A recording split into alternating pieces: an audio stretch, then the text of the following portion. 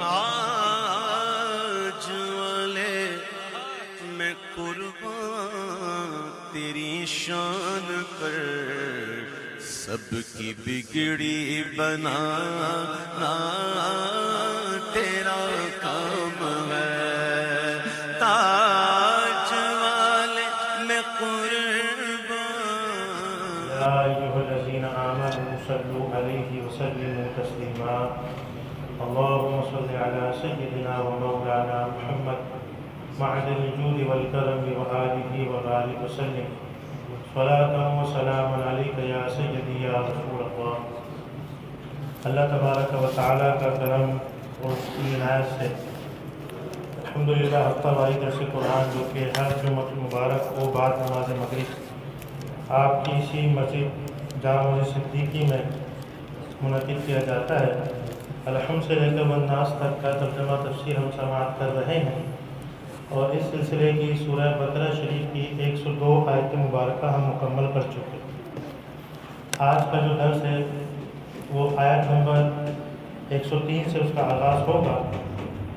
قبل اس کے جو گزشتہ جمعہ مبارک کو ہم درس سماعت کر رہے تھے کہ جادو کی حقیقت اور جادو کی تعریف، اس کی مذمت کے بارے میں اس کی کچھ آخری باتیں تاکہ اس سے ربط قائم ہو جائے کہ جادو میں اثر ہے، اس کا انکار ہرگز نہیں کیا جا سکتا، اگرچہ اس میں کفریہ کلمے ہوں جب بھی، اگرچہ اس میں کفریہ کلمہ ہو جب بھی اس کے اندر اثر بہرحال ہے۔ جب جادو میں نقصان کی تاثیر ہے تو قرآنی آیت میں ضرور شفا کی تاثیر ہے۔ یوں ہی جب کفار جادو سے نقصان پہنچا سکتے ہیں تو اللہ تبارک و تعالیٰ کے نیک بندے بھی کرامت کے ذریعے نفع پہنچا سکتے ہیں، جیسے حضرت عیسیٰ علیہ السلام کا ملتا ہے بیماروں کو، اندھوں کو، کوڑیوں کو شفا بخشنا، اور خود قرآن مجید فرقان حمید میں اس کا ذکر موجود ہے۔ تو لہٰذا اس چیز کا عقیدہ رکھنا چاہیے کہ جادو بالکل برحق ہے، اور اس کے ہم نے تفصیلی گفتگو گزشتہ جمعہ مبارک کو کی تھی کہ اس کو سیکھنا کس حد تک جائز ہے اور اس پہ عمل کرنا کس حد تک جائز ہے، وہ ساری چیزیں ہم نے تفصیل سے بیان کی تھی۔ لیکن یہ بات یاد رکھیے گا کہ جادو کا بہرحال اثر ہوتا ہے، اس کا انکار نہیں کیا جا سکتا، اور خدا نخواستہ کسی کے اوپر کسی کو محسوس ہو کہ اس کے اوپر اس چیز کا اثر ہوا ہے تو ہم نے وظائف گزشتہ جمعہ مبارک کو بتائے تھے، تو سورہ فلق و سورہ ناس کے حوالے سے تو اس پر عمل کیا جا سکتا ہے۔ ارشاد باری تعالیٰ ہوا آیت نمبر 103 سے آغاز کرتے ہیں۔ وَلَوْ أَنَّهُمْ، یہ جو واو ہے، واو کا مطلب اور ہوتا ہے، اور لو کا مطلب اگر۔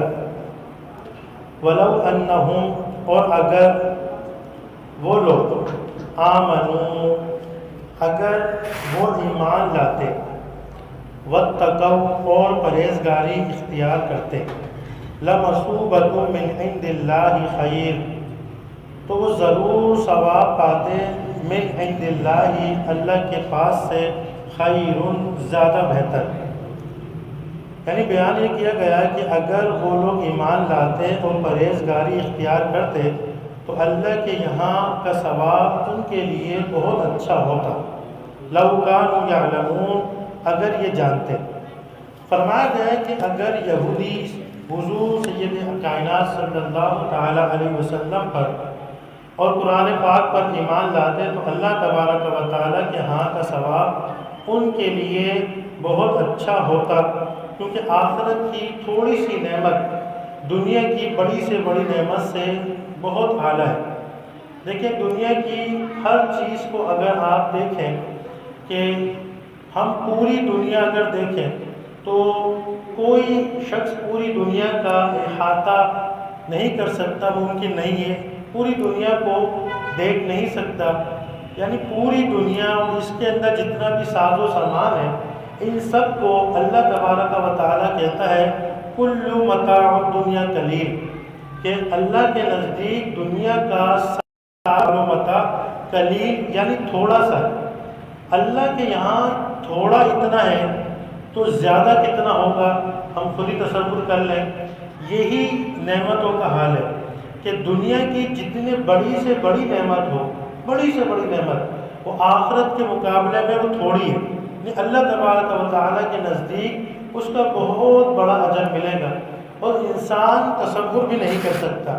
جیسا کہ کہا جاتا ہے کہ کوئی شخص، بڑی مشہور روایت ہے، کوئی شخص کہے سبحان اللہ، تو ایک مرتبہ کہنے سے اس کے نام کا ایک درخت جنت میں لگا دیا جاتا ہے. سنتے رہتے ہوں گے آپ. اور اس درخت کی لمبائی، مسافت اتنی بتائی جاتی ہے، اس کا سائز، کہ ایک گھوڑا 500 سال تک سفر کرے تو اس کی چھاؤں میں ہی سفر کرتا رہے گا. یعنی آپ تصور نہیں کر سکتے جنت کی نعمتوں کا، آخرت کی نعمتوں کا. تو لہٰذا چھوٹی سے چھوٹی نیکی بھی ہمیں نہیں چھوڑنا چاہیے، اور بڑے سے بڑا گناہ اور چھوٹے سے چھوٹا گناہ بھی اس سے ہمیں بچنا چاہیے. آگے ارشاد ہوا یا ایھا الذین آمنوا. یہ قرآن مجید فرقان حمید میں 88 مقامات پر یہ لقب مسلمانوں کے لیے اللہ تبارک و تعالیٰ نے پکارا، یا ایھا الذین آمنوا. اور اس چیز کا یہ 88 مرتبہ جو گنتی میں نے بتائی، اس کا یہ پہلی دفعہ یہ قرآن مجید میں یہاں پر آیا یا ایھا الذین آمنوا. اور یہ ایسا لقب ہے کہ ہمیں خوش ہو جانا چاہیے کہ اللہ تبارک و تعالی ہمیں اس چیز سے مخاطب کر رہا ہے کہ اے ایمان والو. میں اس کا لفظی معنی بھی کرتا چلوں، درس نظامی کے طلباء بھی دکھ رہے ہیں کہ یا ایھا الذین آمنوا، اے وہ لوگوں جو ایمان لائے. اس کا لفظی معنی ہوتا ہے یا حرف ندا ہوتا ہے جس سے ہم یا رسول اللہ کہہ کے پکارتے ہیں.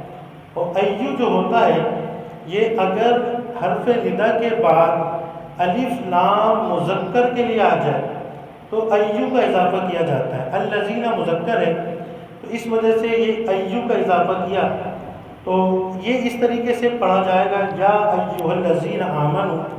ہم اسی طرح پڑھتے بھی ہیں، لیکن اس کی میں نے آج کھول کے تفصیل بیان کر دی. یا ایھا الذین آمنوا، اے ایمان والو، لا تقولوا، نہ کہو، راعنا. راعنا لفظ اس کے معنی ہوتے ہیں کہ ہماری رعایت فرمائیے. اس کا معنی اچھا ہے، کوئی معنی برا نہیں ہے.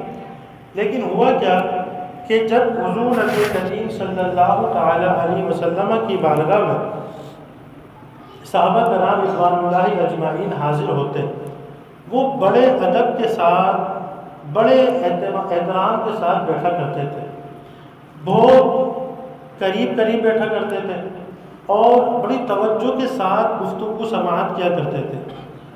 یہاں تک آتا ہے کہ اتنے ساکت ہو کے بیٹھا کرتے تھے کہ اگر کوئی پرندہ بھی بیٹھ جائے ان کے اوپر، جیسے ستون کے اوپر بیٹھ جاتا ہے تو وہ بھی بیٹھ جاتا تھا، ان کو پتہ نہیں چلتا تھا. اتنا ساکت ہو کے بیٹھتے تھے. اس کے باوجود اچھا رسول اللہ جب کوئی کلام فرماتے تھے تو بہت ٹھہر کر کلام فرماتے تھے. یہاں تک آتا ہے کہ اگر کوئی شخص آپ کے الفاظ گننا چاہے تو الفاظ بھی گن سکتا ہے. اور رسول اللہ جب کوئی اہم بات بیان کرتے تھے، زیادہ اہم بات، تو آپ 3 مرتبہ بیان فرماتے تھے. اس کے باوجود اگر کچھ صحابہ کو کوئی بات سمجھ میں اس وقت نہیں آتی تو اس طریقے سے وہ صحابہ کہتے تھے کہ یا رسول اللہ، اس طرح کہتے تھے راعنا یا رسول اللہ صلی اللہ علیہ وسلم. اس کا معنی بنتا ہے اے اللہ کے رسول، ہماری رعایت فرمائیے، ہم پہ کرم فرمائیے، یعنی دوبارہ ارشاد فرما دیجیے. اس کا معنی یہ ہوتا ہے. تو اگر اس راعنا لفظ کو، اصل میں کچھ الفاظ ایسے ہوتے ہیں کہ جس کو کہتے ہیں ذو معنی، یعنی اس کے 2 معنی نکل سکتے ہیں. تو یہ جو راعنا لفظ ہے نا، اس کے 2 معنی نکلتے تھے. اگر ڈکشنری کے اعتبار سے ہم دیکھیں، عربی لغت میں کچھ باب ہوتے ہیں، اس کے اندر اگر اس لفظ کو راعنا کو اگر آپ باب مفاعلہ سے پڑھیں تو اس کا معنی ہو جائے گا، مفاعلہ میں یہ ہوتا ہے کہ مقابلے کے لیے آتا ہے. اگر اس کو آپ مقابلے کے لیے پڑھیں راعنا تو اس کا معنی ہو جائے گا کہ آپ ہماری رعایت کیجئے تو ہم آپ کی رعایت کریں گے. تو یہ معنی بھی درست نہیں ہے. اگر اس کا معنی یہ لیا جائے کہ اس کو عین کے بعد یا لگا دیا جائے اور اس کو اس طرح پڑھ دیا جائے راعینا، تو اس کا معنی ہو جاتا ہے چرواہا، بکریاں چلانے والا۔ تو یہودی جو تھے ان کی لغت میں عبرانی زبان میں یہی لفظ جو ہے یہ گالی کے لیے بھی استعمال ہوتا ہے۔ تو یہودی جو ہے وہ عبرانی زبان کو جانتے تھے، تو وہ لوگ جب عبرانی زبان میں آپس میں گفتگو کرتے تھے نا، تو وہ لوگ رسول اللہ صلی اللہ تعالیٰ علیہ وسلم کے لیے یہ الفاظ استعمال کیا کرتے تھے۔ تو اللہ کے محبوب کو یہ الفاظ سے جب وہ بیان کرتے تھے تو اللہ تبارک و تعالیٰ کو یہ بات ناگوار گزری۔ تو اس آیت کا پورا شان نزول یہ ہوا کہ حضرت سعد بن معاذ رضی اللہ تعالیٰ عنہ آپ یہودیوں کی لغت کو جانتے تھے، تو آپ نے جب یہودیوں سے یہ الفاظ سنا تو آپ کو غصہ آیا اور آپ نے کہا کہ اگر تم نے یہ کلمہ دہرایا تو میں تمہاری گردن اڑا دوں گا۔ تو وہ یہودی کہنے لگے کہ اگر تم ہمارے لیے تو یہ کہتے ہو کہ گردن اڑا دوں گا، تو یہ لفظ ہم تھوڑی کہتے ہیں، یہ لفظ تو آپ صلی اللہ تعالیٰ علیہ وسلم کے صحابہ بھی کہتے ہیں، تم ان سے جا کے پوچھ لو۔ تو حضرت سعد بن معاذ رضی اللہ تعالیٰ عنہ خاموش ہو گئے، اور خاموش ہونے کے بعد آپ کے دل میں یہ رنجی یہ جو غم ہوا، یہ الفاظ تو ایسا ہے اور اس کی لغت میں یہ الفاظ اچھا معلوم نہیں ہوتا، تو آپ یہ رنجیدہ ہو گئے، اور رنجیدہ ہو کر سرکار دو عالم صلی اللہ علیہ وسلم کی خدمت عالیہ میں حاضر ہی ہوئے تھے کہ یہ آیت مبارکہ نازل ہو گئی کہ جس کے اندر راعینہ کہنے کی ممانعت آ گئی۔ آپ ذرا تصور کیجئے، لفظ راعینہ اس کے معنی اچھے ہیں لیکن ایک معنی اس کا غلط نکل سکتا ہے۔ صحابہ مطلب نہیں لیتے تھے، وہ کسی کو پتہ بھی نہیں تھا، اس کے باوجود اللہ تبارک و تعالیٰ نے یہ لفظ کہنے سے منع کر دیا۔ اب جن الفاظ سے صراحتاً بے ادبی کا پہلو نکلتا ہو تو وہ تو بدرجہ ہونا منع ہے۔ تو رسول اللہ کا ادب قرآن مجید ہمیں سکھاتا ہے کہ قرآن مجید کی یہ آیت مبارکہ اور دیگر آیت مبارکہ اللہ کے رسول اور دیگر انبیاء کرام کا ادب ہمیں سکھاتے ہیں۔ آگے کیا ارشاد ہوا؟ لا تقولوا راعنا، اور راعنا نہ کہو۔ پھر کیا کہو؟ جب کوئی بات سمجھنا ہو تو آگے ارشاد ہوا وقولوا، اور کہو انظرنا، کہ ہم پر نظر کرم فرمائیے، ہم پر نظر رکھیں۔ واسمعوا، اور پھر یہ بتا دیا واسمعوا، اور پہلے سے ہی بغور سن لو، یہ بھی کہنے کی ضرورت نہ پڑے۔ یعنی کہ ایک چیز تو یہ منع کی گئی کہ راعینہ نہیں کہنا، دوسری بات کہا کہ اگر کہنے کی ضرورت پڑے تو کہنا انظرنا، اور پھر کہا واسمعوا، غور سے سن لو، یہ بھی کہنے کی ضرورت نہ پڑے، پہلے سے توجہ کے ساتھ سماعت کر لو۔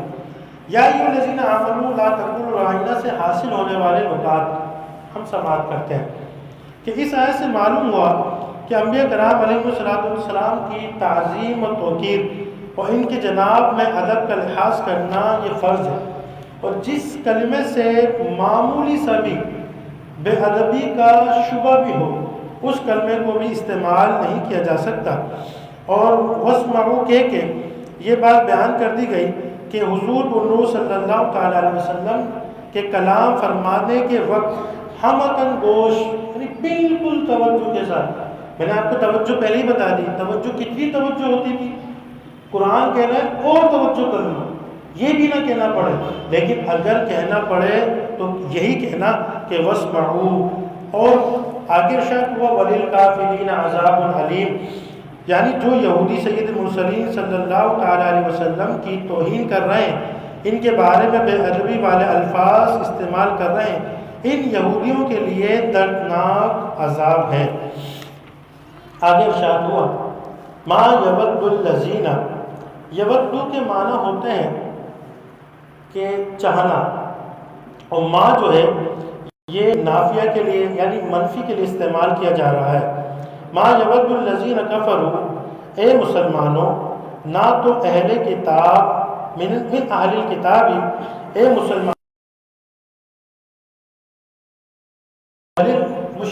المشرکین، اور نہ ہی مشرک، یعنی کہ نہ تو اہل کتاب کے کافر چاہتے ہیں اور نہ مشرکین چاہتے ہیں کیا؟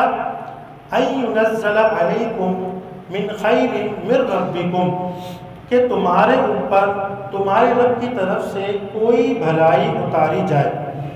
واللہ یختص برحمتہ من یشاء، حالانکہ اللہ جسے چاہتا ہے اپنی رحمت کے ساتھ خاص فرما لیتا ہے۔ واللہ ذو الفضل العظیم، اور اللہ تبارک و تعالی بڑے فضل والا ہے۔ اس کا شان نزول یہ ہے کہ یہودیوں کی ایک جماعت مسلمانوں کے ساتھ دوستی اور خیر خواہی کا اظہار کرتی تھی، تو ان کی تکذیب میں یہ آیت نازل ہوئی اور مسلمانوں کو بتایا گیا کہ یہ کفار خیر خواہی کے دعوے میں جھوٹے ہیں، یعنی کہ یہ ہرگز کبھی تمہاری خیر خواہی نہیں کر سکتے، یہ اگر تمہارے ساتھ کوئی خیر خواہی کا دعویٰ بھی کر رہے ہیں تو یہ جھوٹا ہے۔ یہ آیت مبارکہ کا شان نزول ہے۔ آگے ارشاد ہوا ما ننسخ من آیت، یہ والا جو ما ہے، پہلے والا ما نافیہ تھا، یہ والا جو ما ہے یہ استفہام، یہ والا ما موصولہ ہوتا ہے، اس کا معنی جب یا جو ہوتا ہے۔ ما ننسخ من آیت، جب ہم کوئی آیات منسوخ کرتے ہیں، او ننسیہا، یا لوگوں کو بھلا دیتے ہیں، بخیر منہا او مثلہا، تو اس سے بہتر یا اس جیسی آیت لے آتے ہیں۔ یہ بات بڑی قابل غور ہے، جس کو جو ہے سمجھنے کی ضرورت ہے۔ نسخ کا معنی ہے سابقہ حکم کو کسی بات والی دلیل شرعی سے اٹھا دینا۔ اس میں یہ ہوا کہ حقیقت میں سابقہ حکم کی مدت کی انتہا کا بیان ہوتا ہے۔ مثال کے طور پر آج کوئی بات بیان کی جائے، کوئی حکم بیان کیا جائے، آپ کسی کو کوئی حکم دیں کہ کل آنا ہے، آپ نے یہ بات 7 بجے بیان کی، اور پھر ایک اور بات آپ نے بیان کی اسی شخص سے 9 یا 10 بجے، آپ نے کہا کل نہیں آنا، تو جو پہلے والا آپ کا حکم تھا نا وہ منسوخ ہو گیا۔ اس کی بتانے کی ضرورت نہیں ہے کہ وہ والی بات کینسل ہو گئی، کیونکہ آگے والی بات ہمیں خود یہ دلیل دے رہی ہے کہ پیچھے والی بات منسوخ ہو گئی۔ یہی آیت مبارکہ کا طریقہ کار تھا۔ کچھ حدیثوں میں بھی اس طرح ہوا، اسلام بتدریج نازل ہوا، قرآن بتدریج نازل ہوا، اسلام بتدریج سکھایا گیا، آہستہ آہستہ سکھایا گیا۔ کچھ چیزیں پہلے جائز تھی، جائز اس اعتبار سے تھی کہ ان کی حرمت کا حکم نہیں آیا تھا، اس کے بعد ان کا حرمت کا حکم آ گیا۔ جب ان کی حرمت کا یعنی حرام ہونے کا حکم آیا تو وہ منسوخ ہو گئی۔ تو اس سے یہ ہوا کہ اس آیت کا شان نزول میں آپ کے سامنے عرض کرتا ہوں کہ قرآن کریم نے گزشتہ شریعتوں اور کتابوں کو منسوخ فرمایا۔ توریت، زبور، انجیل میں جو احکام تھے، اگر وہ احکام پہ عمل پیرا ہونا تھا نا تو رسول اللہ نے اس کو دوبارہ فرما دیا، قرآن مجید نے اس کو دوبارہ فرما دیا۔ اور کچھ واقعات جو بنی اسرائیل کے ہم سماعت کرتے، جیسا کہ یہ واقعات جو چل رہے ہیں بنی اسرائیل کے چل رہے ہیں، آیت نمبر 49 سے لے کر 150 تک کی جو آیت مبارکہ ہے سورہ بقرہ شریف کی، یہ پوری کی پوری بنی اسرائیل سے متعلق کہیں نہ کہیں ضرور رکھتی ہے، یا تو یہودیوں سے یا بنی اسرائیل، اس سب سے یہ جو ہے مناسبت رکھتی ہے۔ تو یہ کتابوں کو منسوخ فرمایا تو کفار کو بڑی دہشت ہوئی اور انہوں نے اس پر اعتراض کیے کہ اس پر آیت مبارکہ نازل ہوئی اور بتایا گیا کہ منسوخ بھی اللہ تعالیٰ کی طرف سے ہے اور ناسخ بھی اللہ تعالیٰ کی طرف سے، یعنی کہ جو چیز منسوخ ہو گئی پہلے والی کتاب وہ بھی اللہ کی طرف سے تھی، اور جو ناسخ یعنی کہ جو قرآن مجید ہے جس نے منسوخ کیا وہ بھی اللہ تبارک و تعالیٰ کی طرف سے۔ تو دونوں عین حکمت ہے، اور ناسخ کو کبھی منسوخ سے زیادہ آسان اور نفع بخش ہوتا ہے، لہذا قدرت الہی پر یقین رکھنے والے کو اس میں کوئی ذرا سا بھی شک نہیں ہونا چاہیے، کیونکہ اللہ تبارک و تعالیٰ کا کلام ہے۔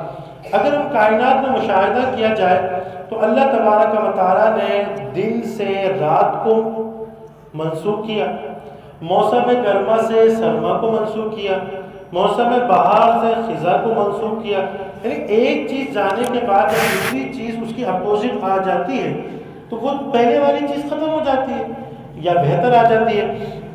اور یہ تمام چیزیں جو ہے جو رد و بدل ہوتی ہے یہ قدرت الہی کے یہ دلائل ہوتے ہیں۔ اور ایک آیت اور ایک حکم کے منسوخ ہونے میں کیا تعجب کی بات ہے، کیونکہ پہلے والی آیت جو قرآن مجید سے پہلے جو کتابیں تھیں وہ بھی اللہ کی جانب سے تھی، اور جو بعد والی جو قرآن مجید نازل ہوا وہ بھی اللہ کی جانب سے ہوا۔ اور نسخ کی حقیقت میں سابقہ حکم کی مدت کا بیان ہوتا ہے کہ وہ حکم اس مدت کے لیے تھا، اب وہ مدت پوری ہو گئی، صرف یہ تھا کہ ہمیں وہ مدت معلوم نہ تھی کہ وہ ناسخ کے آنے سے معلوم ہو گئی۔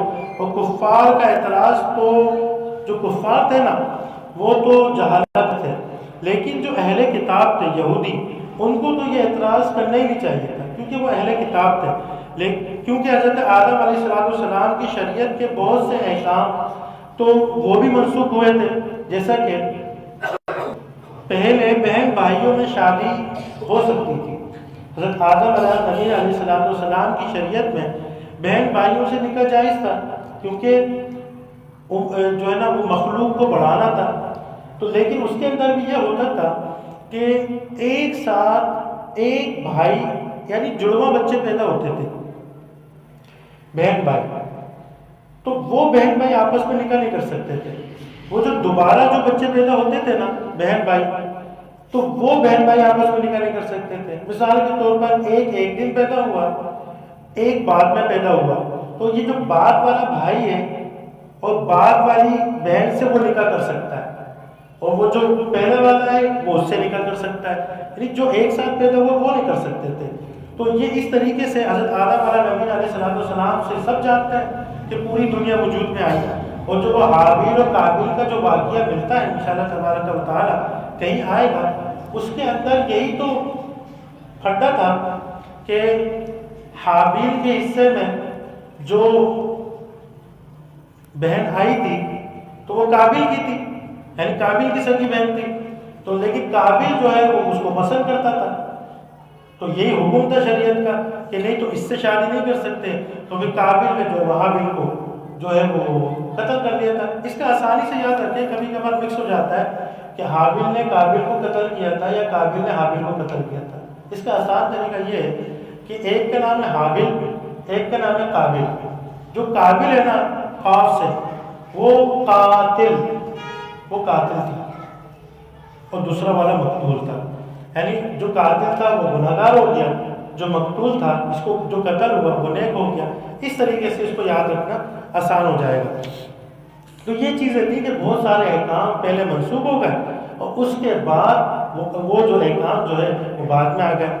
اسی طریقے سے ایک ذکر یہ ہوا، یہ جو بیان کیا گیا کہ وَنُنْسِهَا نَأْتِ بِخَيْرٍ، کہ ہم لوگوں کو بھلا دیتے ہیں۔ اس بلانے میں ایک واقعہ بس میں ذکر کر کے اپنی گفتگو کا ہم اختتام کرتے ہیں۔ ہوا یہ کہ بحقی شریف میں ہے کہ ایک انصاری صحابی رات کو تہجد کے لیے اٹھے۔ انصاری صحابہ کی بڑی فضیلت آتی ہے، تو آپ رات کو تہجد کے لیے اٹھے اور سورہ فاتحہ پڑھی، اور اس کے بعد جو سورت وہ پڑھا کرتے تھے ہمیشہ، تو انہوں نے اس کو پڑھنا چاہا لیکن وہ بالکل یاد نہ آئی۔ انہوں نے بسم اللہ شریف پڑھی، وہ سورت ان کو یاد ہی نہیں آ رہی، وہ پڑھ نہ سکے۔ صبح کو انہوں نے دوسرے اصحاب سے اس کا ذکر کیا کہ میرے ساتھ رات کو ایسا ایسا واقعہ ہوا، تو انہوں نے بھی فرمایا یہ میرا بھی یہی حال ہے، میں نے بھی بسم اللہ شریف پڑھی اور مجھے وہ سورت یاد ہی نہیں آ رہی۔ ایک دو سے ذکر کیا گیا تو انہوں نے کہا کہ مجھے بھی یاد نہیں آ رہی، ہمیں تو پکی یاد تھی، آیا کہ اس میں کیا بات ہے؟ سب نے مل کر بارگاہ رسالت میں یہ واقعہ عرض کیا، تو حضور کو نور صلی اللہ تعالیٰ علیہ وسلم نے فرمایا کہ آج رات وہ صورت اٹھا لی گئی ہے، جس صورت کی بات کی جا رہی ہے نا، فرمایا کہ وہ صورت اٹھا لی گئی ہے، اس کی حکم و تلاوت دونوں منسوخ ہو گئے ہیں، اور جن کاغذوں پر وہ لکھی گئی تھی، کاغذ چمڑے کے ہوتے تھے یا پھر درختوں کی چھال کے ہوتے تھے، تو جن کاغذوں پہ وہ لکھی گئی تھی اس پر ان کا نقش تک باقی نہیں رہا تھا، یعنی اللہ تبارک و تعالیٰ نے اس کا نام و نشان مٹا دیا۔ اللہ جسے چاہے وہ جس طرح چاہے وہ کر سکتا ہے، یعنی اللہ تبارک و تعالیٰ تحریر بھی مٹا دی، جو ذہنوں میں یاد تھا نا وہ بھی مٹا دیا۔ بالکل صاف ہو گیا تو یہ منسوخ ہو گئی.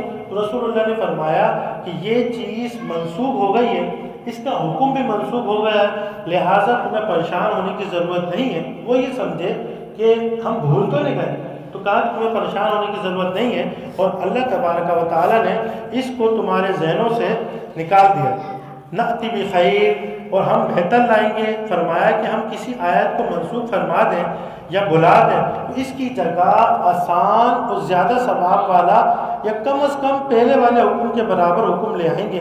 پہلے سے زیادہ سہولت والے کی مثال، جیسے پہلے 10 گنا یہ تھا کہ اگر 10 گنا تک لشکر جہاد کا حکم تھا، یعنی جب لشکر آ جائے 10 گنا تم سے زیادہ تو اس پہ جہاد کا حکم تھا.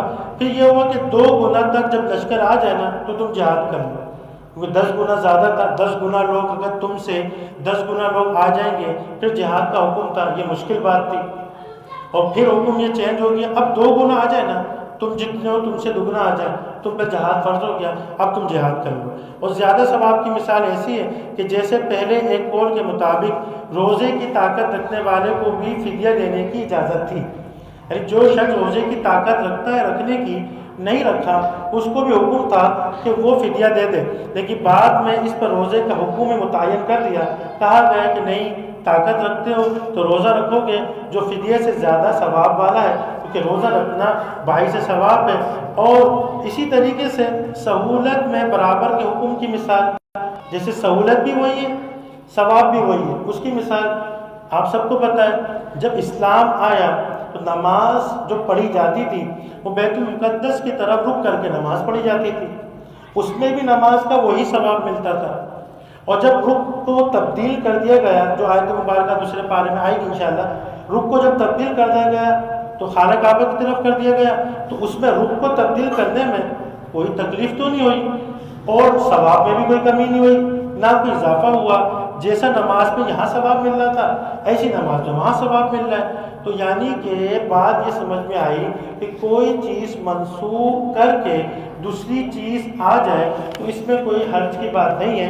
تو قرآن مجید اسی بات کو بیان کر رہا ہے اور آگے ارشاد فرمایا الم تعلم ان اللہ علی کل شیء قدیر، کہ کیا تجھے معلوم نہیں کہ اللہ ہر شے پر قادر ہے. آج کا درس ہمارا مکمل ہوا، 106 آیت مبارکہ ہماری مکمل ہو گئی. اللہ تبارک و تعالیٰ کی بارگاہ میں دعا ہے مولا کریم قرآن مجید فرقان حمید کو ہمیں پڑھنے کی، سمجھنے کی، اس پر عمل پہ رہنے کی ہمیں توفیق عطا فرمائے. آخر میں قرآن مجید فرقان حمید کی تلاوت اور اس کا ترجمہ سماعت کیجیے. اعوذ باللہ من الشیطان الرجیم، میں پناہ مانگتا ہوں اللہ کی شیطان مردود سے. بسم اللہ الرحمن الرحیم، اللہ کے نام سے شروع جو بہت مہربان نہایت رحم والا. وَلَوْ أَنَّهُمْ آمَنُوا وَاتَّقَوْا لَمَثُوبَةٌ مِّنْ عِندِ اللَّهِ خَيْرٌ، اور اگر وہ ایمان لاتے اور پرہیزگاری اختیار کرتے تو اللہ کے یہاں کا ثواب بہت اچھا ہے. لَوْ كَانُوا يَعْلَمُونَ، اگر یہ جانتے تھے. یا ایھا الذین آمنوا لا تقولوا راعنا، اے ایمان والو راعنا نہ کہو، وقولوا انظرنا واسمعوا، اور یوں عرض کرو کہ حضور ہم پر نظر رکھیں اور پہلے ہی سے بغور سنو. وَلِلْكَافِرِينَ عَذَابٌ أَلِيمٌ، اور کافروں کے لیے دردناک عذاب ہے. مَا يَوَدُّ الَّذِينَ كَفَرُوا مِنْ أَهْلِ الْكِتَابِ، اے مسلمانوں نہ تو اہل کتاب کے کافر چاہتے ہیں، وَلَا الْمُشْرِكِينَ، اور نہ ہی مشرک، أَن يُنَزَّلَ عَلَيْكُم مِّنْ خَيْرٍ مِّن رَّبِّكُمْ، اور اللہ تبارک و تعالیٰ تمہارے اوپر کوئی بھلائی اتاری جائے. واللہ یختص برحمتہ من یشاء، حالانکہ اللہ جسے چاہتا ہے اپنی رحمت کے ساتھ خاص فرما لیتا ہے. واللہ ذو الفضل العظیم، اور اللہ تبارک و تعالی بڑے فضل والا ہے۔ ما ننسخ من آیت او ننسها نأتی بخیر منها او مثلها، جب ہم کوئی آیات منسوخ کرتے ہیں یا لوگوں کو بلا دیتے ہیں تو اس سے بہتر یا اس جیسی اور آیات لے آتے ہیں۔ الم تعلم ان اللہ علی کل شیء قدیر، کیا تجھے معلوم نہیں کہ اللہ تبارک و تعالی ہر شے پر قادر ہے۔ صدق اللہ